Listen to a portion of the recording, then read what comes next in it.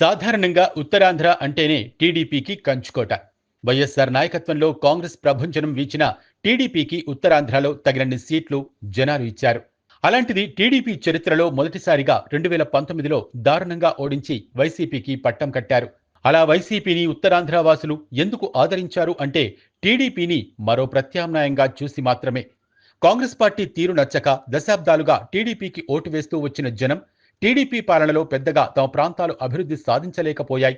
అందువల్ల మరో పార్టీని ఆశ్రయించాలన్న ఆలోచనతోనే ఈ విధంగా చేశారు. అందుకే మొత్తం 34 అసెంబ్లీ సీట్లకు గాను 28 స్థానాల్లో వైసీపీని గెలిపించారు.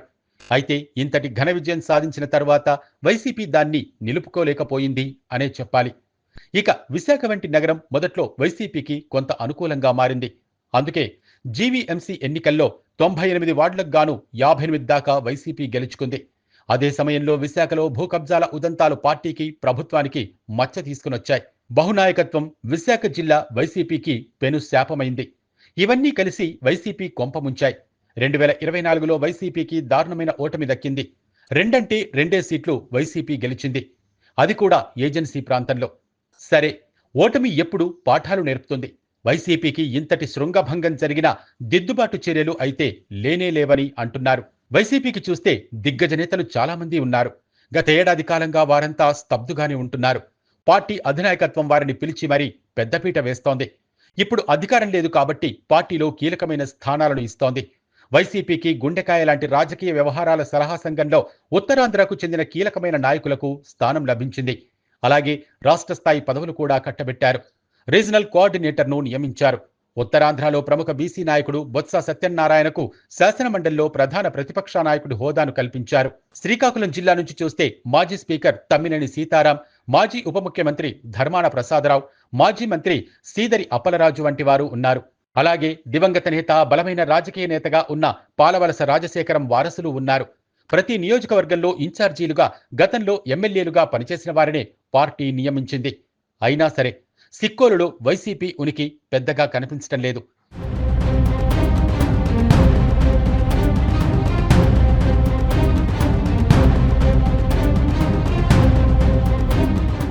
విజయనగరం జిల్లాలో చూసుకుంటే అత్యధిక పదవులు ఒకే కుటుంబానికి దక్కాయి.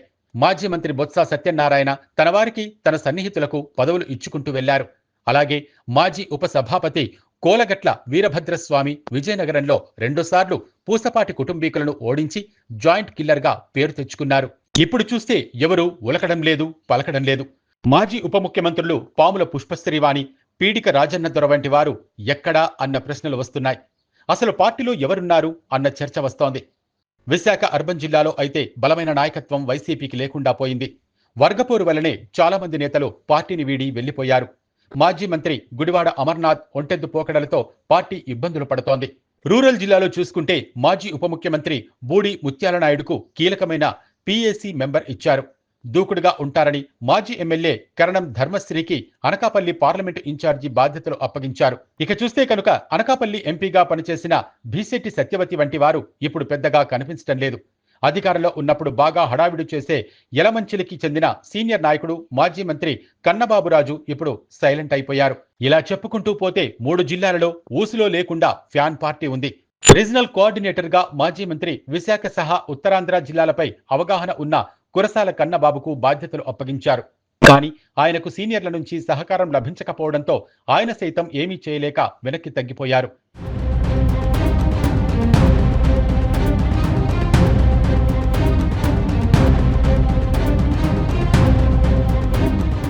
పార్టీలో చూస్తే కొందరు సీనియర్ల తీరు చిత్రంగా ఉంది. వారు పార్టీలో ఉన్నారో లేదో తెలీదు. వేరే పార్టీలో అవకాశాలు వచ్చేంత వరకు గమ్మున ఉండి ఆ మీదట తమ రాజకీయ భవిష్యత్తును చూసుకోవాలన్న వారే ఇప్పుడు వైసీపీలో ఎక్కువగా కనిపిస్తున్నారు. వైసీపీ ఓటమి తరువాత జగన్ ఉత్తరాంధ్రకు పెద్దగా వచ్చింది లేదు. పార్టీకి సంబంధించిన సమీక్షలు తాడేపల్లి పార్టీ కార్యాలయంలోనే నిర్వహిస్తూ వస్తున్నారు. అయితే అక్కడ అంతా వినివస్తున్న నాయకులు తీరా నియోజకవర్గాల్లో మాత్రం కార్యాచరణకు సిద్ధం కావటం లేదు.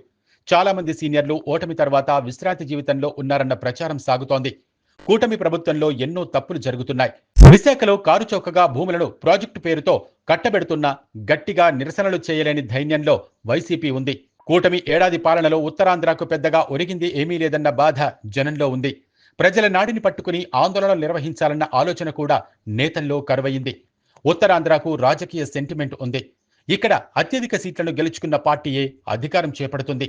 అటువంటి కీలకమైన ప్రాంతాన్ని వైసీపీ నాయకులే కాదు, అధినాయకత్వము పెద్దగా పట్టించుకోకపోవడంతో భవిష్యత్తు మీద క్యాడర్లో ఆందోళన చెలరేగుతోంది.